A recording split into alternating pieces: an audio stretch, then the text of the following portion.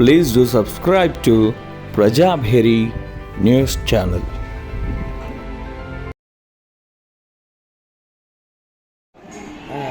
అన్ని పేపర్లు వచ్చాయి.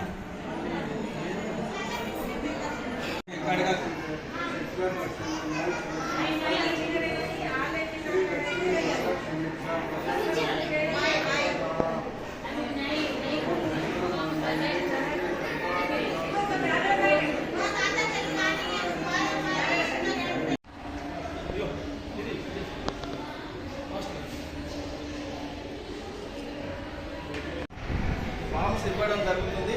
ఎవరైతే లబ్ధిదారులు వచ్చిందో వాళ్ళకు ఫామ్స్ ఇవ్వడం జరుగుతుంది. వాళ్ళు లబ్ధిదారులు ఒక్కొక్కరు వచ్చి ఈ ఫామ్స్ తీసుకుపోవలసిందిగా కోరుతున్నాను. ఇది గంగే శివ గణేష్.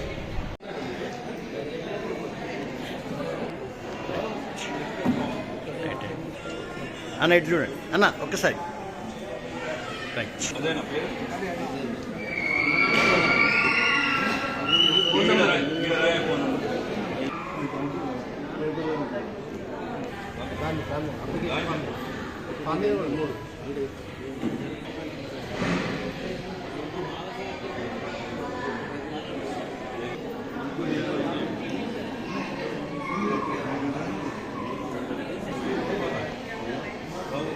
ఇంకొకరు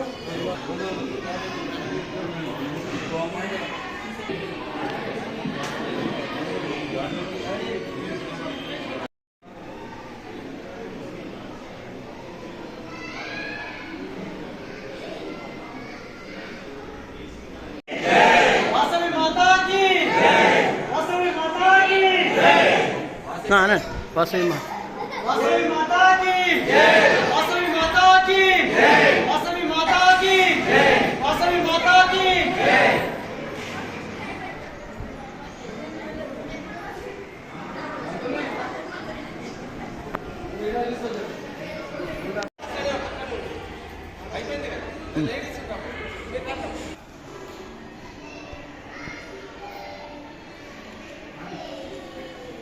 ఇప్పుడు హరిబలి లేకుండా టైంలో మేము 4-5 రోజులు పెట్టినాం.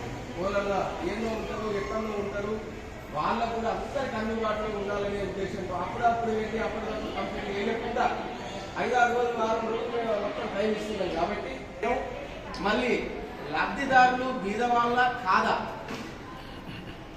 మెయిన్ థింగ్ ఏంటంటే బీద వాళ్ళకు ఉపయోగపడే విధంగా చేద్దామని చెప్పి చర్యలు తీసుకుంటున్నాం. దాంట్లో భాగంగా ఒక కమిటీని వేసాం. దాంట్లో ఆ కమిటీ స్క్రూటినీ చేసి ఎవరికి ఇవ్వాలి ఎవరికి ఇవ్వద్దు అనేది డిసైడ్ చేసి ఎవరికైతే ఇవ్వాలో వాళ్ళని మాత్రమే పిలుస్తుంది కమిటీ. అందుకోసం మీరు కూడా ఆలోచన చేసుకొని ఎవరైతే నిజంగా బీదవాళ్ళో ఆ బీదవాళ్ళకు లబ్ధి చేకూరాలని మేము ఏదైతే ధ్యేయంతో చేసినామో మా ధ్యేయాన్ని కూడా మీరు పరిగణలోకి సంశయం లేకుండా కమిటీ కూడా చాలా మంచి కమిటీ చేసినాం. ఆ కమిటీ వాళ్ళు అందరూ చూసినాకనే అది ఏదైతే ఏది లేదు క్లాస్ లేదు, కూడా క్లాస్ లేదు. కాబట్టి వాళ్ళు అయినాక క్లాస్ రూపంగా రాకుండా చెట్టు రూపంగా ఏ విధంగా చేయాలో వాళ్ళకి లబ్ధిదారులు డిసైడ్ అయిన తర్వాత వాళ్ళకి అన్ని విధాలా వాళ్ళు చెప్తారు.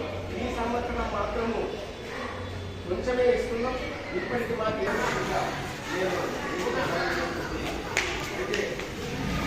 నారాయణ గారు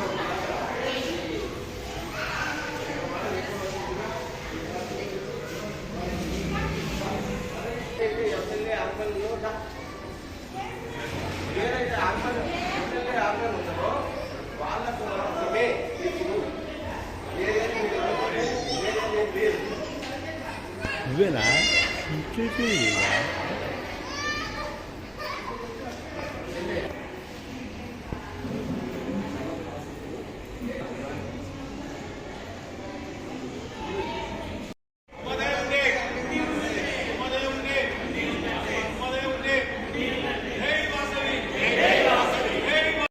మళ్ళీ వస్తారు మీ దగ్గరికి వచ్చి మీరు నిజంగా బీద వాళ్ళ కాదా అని ఎంక్వైరీ చేస్తారు. ఇంకొకటి ఏంటంటే మీరు ఏదైతే గల్లీలు ఉన్నారో ఆ గల్లీలో సభ్యులు ఉన్నట్టుంటే ఆ గల్లీ ప్రెసిడెంట్ సెక్రటరీ వాళ్ళతో మాకు ఫోన్ చేయించడమా లేకపోతే వాళ్ళతో ఒక లెటర్ జరగాలి కంపల్సరీ. అదే పట్టణ సంఘంలో ఉన్నారు, పట్టణ సంఘం వాళ్ళు చెప్తారు, వాళ్ళు చెప్పినాక మా దగ్గరికి వస్తే మేము అదంతా ఉంచుకొని మేము మాకు చర్యలు తీసుకుంటాం. అదే విధంగా మేము అనుకున్న ప్రకారమే లబ్ధిదారులకు ఇస్తాం ఆధార్ కార్డు. కాబట్టి ఆధార్ కార్డు తీసుకోవాలి. అందులో అన్నీ ఉన్నాయి, దాని ప్రకారమే నేను చెప్తున్నాను నేను అంతే.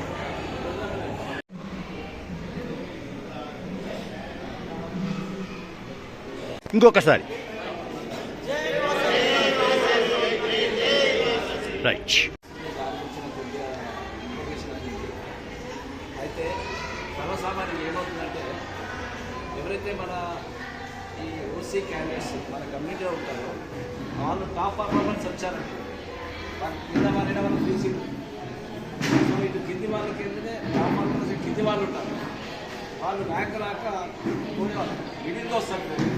అంటే అటు ఫీజు కట్టలేక డబ్బు పంపుతారు.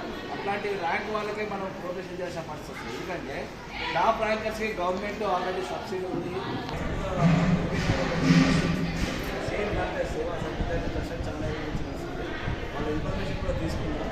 వాళ్ళు ఎలా చేస్తారో కూడా మనం కనుక్కొని దాన్ని మనం ప్రయోగంగా ప్రయోగించాలి. కాబట్టి అందరూ ఇక్కడ సేవా ట్రస్ట్కి నాటబడి మనం 100 మంది ద్వారా 100 వస్తే అది నథింగ్ కాదు. ఎందుకంటే మన పీజీ సీట్స్ కానీ డాక్టర్ సీట్ కానీ అందరి సీట్ కానీ చాలా కాస్ట్లీ ఉంది. ఏ సీట్ కన్నా చాలా కాస్ట్లీ ఉంది. మరి అలాంటప్పుడు ఇది వేరే రూపంగా మనం కొద్దిగా ఆలోచిస్తే బాగుంటుంది నా ఆలోచన. అయితే ఏ ఇంటి కంప్లైంట్ ఉందో ఫస్ట్ సర్వే చేయాలి. వాళ్ళ ప్రత్యేకంగా సర్వే చేసి వాళ్ళ యొక్క పరిస్థితి కనుక్కొని వాళ్ళ కండిషన్ పూర్వకంగా మనకి సాయం చేయడం జరుగుతుంది. మనం అడగడం ఏంటంటే మనం పే చేయడం కాదు. కొన్ని ట్రస్టులు ఏం చేస్తుందంటే మాకు వాసవి సేవా ట్రస్ట్ ఉంది, వాళ్ళు కూడా చిన్న స్కాలర్షిప్ అవన్నీ పే చేస్తున్నారు. చాలా ఉన్నాయి ట్రస్టులు, ఫౌండేషన్స్ ఉన్నాయి, ఇండస్ట్రీ కూడా స్కాలర్షిప్స్ ఉన్నాయి. చాలామంది చాలా రకాలు. మనం ఇచ్చేది ఏంటంటే వాళ్ళకు ఉపయోగపడి వాళ్ళ భవిష్యత్తులో తిరిగి పే చేసే విధంగా ప్లాన్ చేయాలి. అంటే అలా ఒక కండిషన్ పెడితే వాళ్ళకి ఏంటంటే మీరు తిరిగి వచ్చి కానీ యూటిలైజ్ చేసుకుంటారు. తర్వాత వాళ్ళు ఇస్తానికి ఒప్పుకొని కానీ ఆ కండిషన్ మనం ఇంప్లిమెంట్ చేస్తాం. వితౌట్ ఇంట్రెస్ట్ ఏం లేదు. వాళ్ళు సేవగా రూపంగా ఇంకో క్యాండిడేట్ ఉపయోగపడుతుంది. వాళ్ళు ఎవరైతే వాడుకుంటారో అతను డెవలప్ అవుతుందంటే ఆ ఫండ్ మనకు రిటర్న్ ఇచ్చే విధంగా ఒక అగ్రిమెంట్ తీసుకోగానే వాళ్ళకి ఏదో కండిషన్ కాదు. అయితే ఆ ఫండ్స్ వచ్చినాయి అనుకోండి నెక్స్ట్ ఇంకొకరికి ఉపయోగపడుతుంది. అతను డెవలప్ అవుతుండు, నెక్స్ట్ జనరేషన్ కూడా డెవలప్ అవుతుంది. సో అట్లా ఇంకా ముందు కొద్దిగా ప్లానింగ్స్ నేను కూడా జిల్లాల వాళ్ళతో మాట్లాడతాను. వాళ్ళు చేస్తున్న విధానాన్ని తెలుసుకొని మళ్ళీ ఒకరోజు విప్లవంగా వివరిస్తానని కోరుకుంటున్నాను. అవకాశం ఇచ్చినందుకు ధన్యవాదాలు. థ్యాంక్ యూ వాళ్ళు. నేను ఎందుకంటే డైరెక్ట్ శ్రీశైలం నుంచి వచ్చి నాకు ఇప్పటిదాకా ఏం తెలియదు. వాస్తవం అయితే అన్నగారు డైరెక్ట్ మాట్లాడుకొని చెప్తే 2 విషయాలు మాట్లాడుతున్నాను. ఏ విధమైన దీనికి సంబంధించిన ట్రస్టీకి సంబంధించిన ఏ విషయాన్నైనా డైరెక్ట్గా సర్వే చేసి మనం కూడా మన విధి విధానాల్లో మీకు కూడా నేను చూసిన తర్వాత ఏదైనా మార్పులు చేపట్టిన ఆలోచన మీకు ఇస్తాను. అది మీరు స్వీకరించి మీరు ఆ ప్రయోగం సక్సెస్ చేద్దాం, నిజామాబాద్లో మంచి హైలైట్ చేద్దామని నాకు ఆశ ఉంది.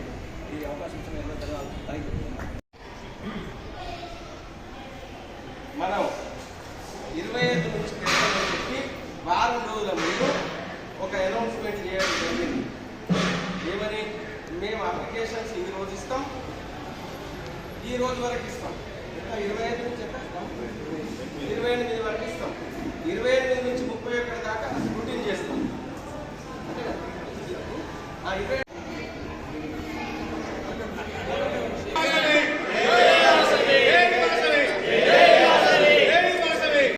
పుషత్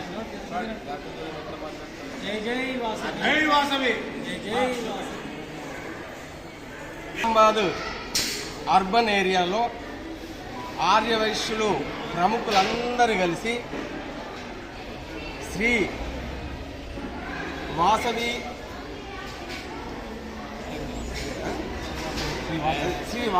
సేవా సమితి ట్రస్టును ఏర్పాటు చేసి బీద విద్యార్థుల కొరకు ఒక ట్రస్టును ఏర్పాటు చేసి ఇప్పుడు ₹1,00,00,000 విద్యానిధి ట్రస్టులో రాయడం జరిగింది. 60-70 లక్షలు డిపాజిట్ కూడా చేయడం జరిగింది. అయితే 1 ఇయర్ నుంచి మేమందరం మా కార్యకర్తలందరూ కూడా చాలా కష్టపడి ₹1,00,00,000 జమ చేయడం జరిగింది. అయితే ఇది ఏదైతే ఉందో ఈ సంస్థకు ఎవరైతే ఇచ్చినరో వాళ్ళకు కూడా పూర్తిగా మేము చెప్పడం జరిగింది. ఇది బ్యాంకులో డిపాజిట్ చేసి ఆ బ్యాంకు డిపాజిట్ ద్వారా ఏదైతే ఇంట్రెస్ట్ వస్తుందో ఆ ఇంట్రెస్ట్ ద్వారా ఎవరైతే బీద విద్యార్థులు ఉన్నారో అది కూడా నిజమైన బీద విద్యార్థులు, ఎవరో ఏదో చెప్తే ఏం చేసేది లేదు.